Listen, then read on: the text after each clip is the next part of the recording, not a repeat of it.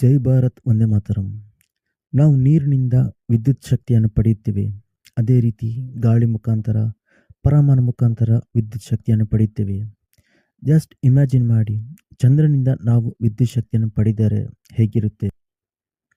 24 ಗಂಟೆ ಕರೆಂಟನ್ನು ಪಡೆಯಬಹುದು. ಹವಾಮಾನ ವೈಪರೀತ್ಯದಿಂದ ಅಥವಾ ಇನ್ನಿತರ ಪ್ರಾಕೃತಿಕ ಹಾನಿಯಿಂದಾಗಿ ಈ ವಿದ್ಯುತ್ ಶಕ್ತಿಯಲ್ಲಿ ತೊಂದರೆ ಆಗಬಹುದು.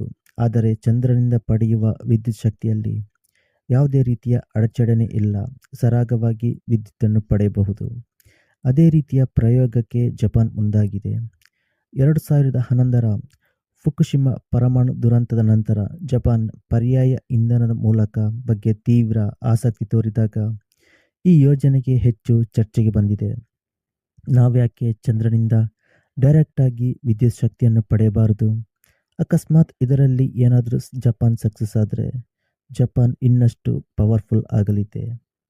ಜಪಾನ್ನ ಪ್ರಸಿದ್ಧ ನಿರ್ಮಾಣ ಸಂಸ್ಥೆಯಾದ ಶಿಮಿಜು ಕಾರ್ಪೊರೇಷನ್ ಚಂದ್ರನ ಸಮಭಾಜಕ ವೃತ್ತದ ಸುತ್ತಲೂ ಬೃಹತ್ ಸೌರ ಪಟ್ಟಿಗಳನ್ನು ನಿರ್ಮಿಸುವ ಯೋಜನೆಯನ್ನು ಅನಾವರಣಗೊಳಿಸಲು ಮುಂದಾಗಿದೆ. ಇದನ್ನು ಲೂನಾ ರಿಂಗ್ ಎಂದು ಕರೆಯುತ್ತೇವೆ. ಸುಮಾರು 6800 ಮೈಲ್ ಇದರ ಉದ್ದ ಇರಲಿದೆ. ಚಂದ್ರನಿಗೆ ಸ್ವಂತ ಬೆಳಕಿಲ್ಲ.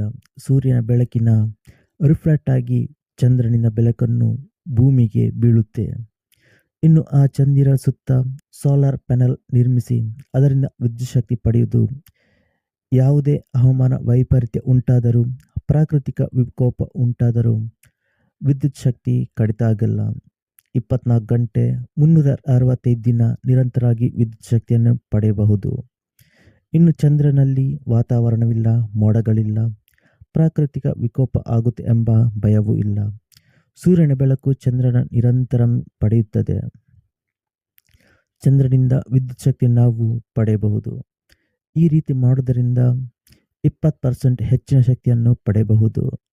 ಜಪಾನ್ ಒಳ್ಳೆಯ ರೀತಿ ಪ್ಲಾನ್ ಮಾಡಿದ್ದಾರೆ, ಆದರೆ ಅಷ್ಟೇ ಸಮಸ್ಯೆಗಳಿವೆ. ಚಂದ್ರನಿಂದ ಭೂಮಿಗೆ ವಿದ್ಯುತ್ ಶಕ್ತಿ ಪಡೆಯಬೇಕಾದರೆ ಅಷ್ಟೇ ಪ್ರಮಾಣದ ಸೋಲಾರ್ ಪ್ಯಾನಲ್ ಬೇಕು. ಅದನ್ನು ನಿರ್ಮಿಸಲು ಕೂಡ ಒಂದು ಚಾಲೆಂಜ್ ಆಗಿರುತ್ತೆ. ಅದನ್ನು ಮೈಂಟೈನ್ ಕೂಡ ಮಾಡಬೇಕು. ಅಲ್ಲಿ ಏನಾದರೂ ತಾಂತ್ರಿಕ ತೊಂದರೆ ಆದರೆ ಅದನ್ನು ಅಲ್ಲಿಗೆ ಹೋಗಿ ಹೇಗೆ ಸರಿಪಡಿಸುವುದು, ಯಾವ ರೀತಿ ಸರಿಪಡಿಸುವುದು, ಹೀಗೆ ಕೆಲವೊಂದು ಸಮಸ್ಯೆಗಳಿವೆ.